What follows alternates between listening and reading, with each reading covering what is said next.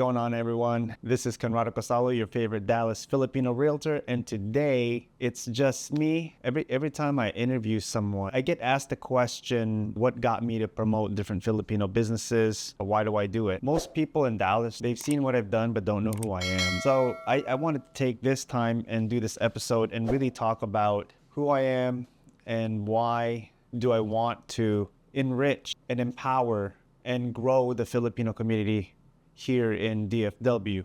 So I was born and raised in Seattle, Washington. I've only been here for the last 2 years, and I grew up with the Filipino Community Center. I think there was about like 3 or 4 in the area, but the one that I grew up when it was a couple blocks away. It was in a city called Algona, Washington. And the first time I went there, I was probably like even younger than elementary. But when I was in 4th grade, we ended up joining, my brothers and I and my sister and some of my cousins ended up joining the barangay dance group, which was a Filipino dance group. And so we learned how to do sakoting, palo-palo, tinikling, igorot, soble, maglalatik. A lot of the Filipino dances, we did it growing up. And that actually helped me from being shy. It helped me get out of my comfort zone performing. And so one thing that I do want to empower kids nowadays is, hey, go do some sort of activity where you got to perform in front of a crowd, because that's going to help you. If you are either insecure or you're introvert, it's going to help you to really get out of your box, get out of your comfort zone and grow yourself. And I believe that self-confidence is the very first step for someone to become great. I'm Ilocano. My parents are from Alaminos, Pangasinan. And my dad didn't come here until I was in kindergarten.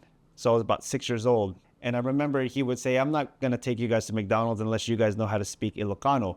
And I'm like, I could understand Ilocano, I just didn't speak Ilocano. But it kind of forced me to learn Ilocano.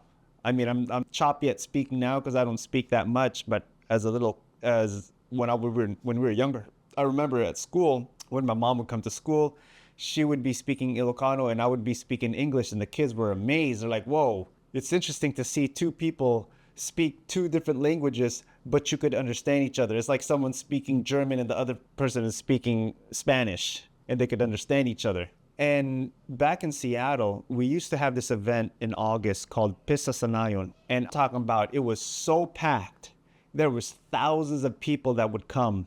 The parking would be, some people would walk like a mile away just for the parking, right? Just to go to the event. And you had all the performers, you had the vendors, you had the attendees. If you look at Lone Star Palenque, the event that we threw when we first moved here from Seattle, it's way bigger than the Palenque. It makes the Palenque look small. And the Palenque is one of the biggest events that we have here in DFW. Or the Filipino Independence Day. Here, you have different groups throwing these different events, and you'll probably have 1,000, 2,000 people that come. In Seattle, it's actually a 2-day event, and there's thousands of people that go. Whenever there is a Filipino event in Seattle, everybody's like, yo, there's an event going on, let's all go. Here, because the DFW Metroplex is so spread out that people pick and choose, oh, I'm going to go to this Arlington one, I'm going to go to this Plano one, I'm going to go to this Richardson one. But my goal is to get all the different community leaders and organizations together and have huge events during the year. So if it wasn't for my Filipino cultural heritage upbringing, I don't think that I would have the character, the personality, the mindset of giving and community and getting people together and having that close knit with other Filipinos, even if I barely know them. It's like, hey, oh, you're Filipino. Oh, I don't think that I would have that, because there's a lot of Filipinos now today that don't even either understand any of the languages, they don't know the culture, they've never even set foot in the Philippines, or they don't even have an identity of being Filipino. They don't even know, not even a speck of what it's like to be Filipino. And there's Filipinos out there that haven't even tasted Filipino food. It kind of sounds crazy, but I've met some.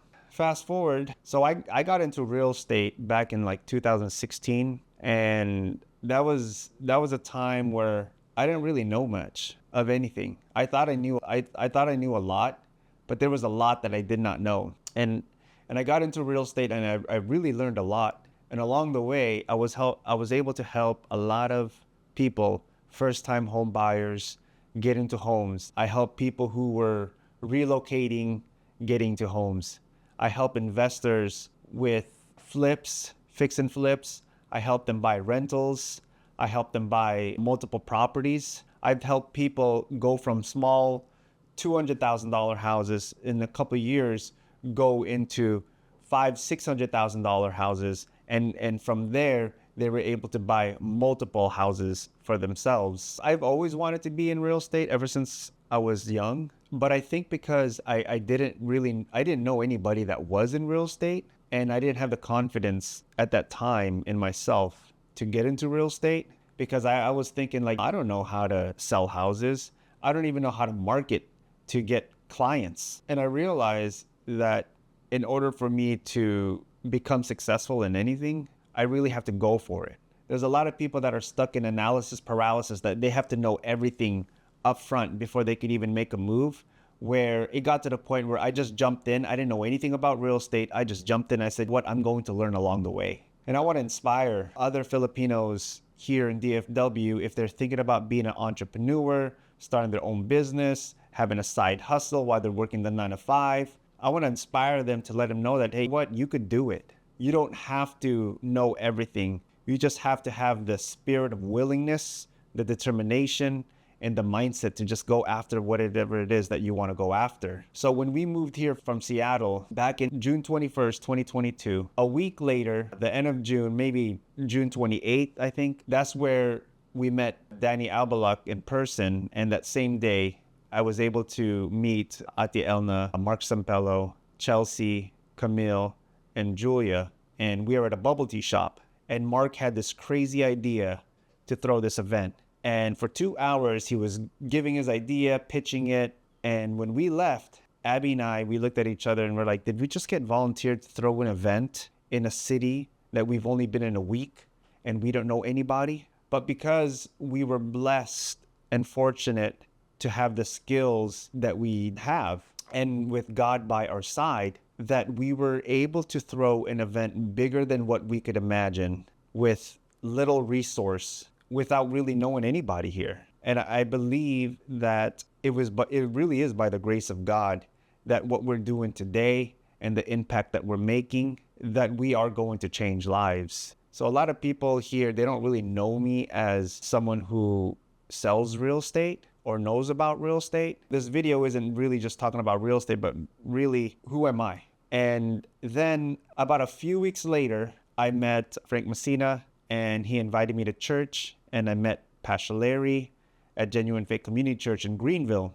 It was like about an hour drive. He says, hey, this is out in the country. I just want to invite you. So I came, and then I met with Pastor Larry and Frank. About a week later, we had lunch. They treated me. And then all of a sudden, I'm preaching at church. So all these things that I didn't expect to happen when I came to Texas happened. But let's back up. So 6 months before we came to Texas, because people always ask me this question, so I might as well tell the story, is how did you end up moving to Texas?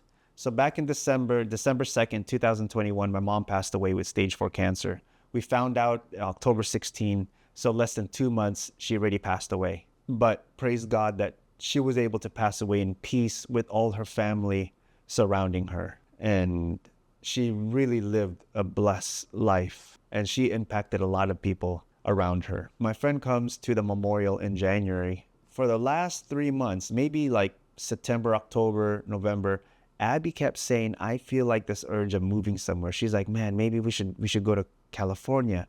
Let's go to Florida.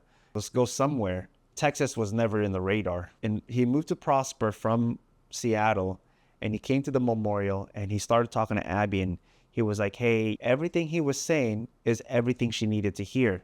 So after that, and she says, hey, we have an 8-minute drive home. I'm like, yeah. She's like, we have 8 minutes to decide if we're moving to Texas or not. And I said, well, if God is pressing you to move to Texas, then let's go. So then for the next 6 months, from January to June, we started getting ready to move to Texas, selling whatever we can and saying bye to whoever we can. And we ended up here. And I believe that it is by the grace of God that I'm even making this video, telling you my story, helping people in the community, throwing a big event, getting into real estate here. So now I'm licensed in both states, meeting all these wonderful people, preaching at church, being able to get on Spectrum News, CBS, ABC, Dallas Morning News, Yahoo News, Haywire. We were in a lot of different publications in less than 2 years of being in a state where we knew no one and we knew nothing about this state. And so I always tell people that it is by the grace of God that we're even here. So that's a little tidbit about me. I wanted to keep it short. So if you want to know who I am, where I came from, what my intentions are, and if you're a Filipino business owner and you say, hey, I want to be highlighted, make sure you contact me today so I can get you on this show. With that being said, I want to thank you all for watching and thank you for your continued support in this journey of helping build the Filipino community here in DFW.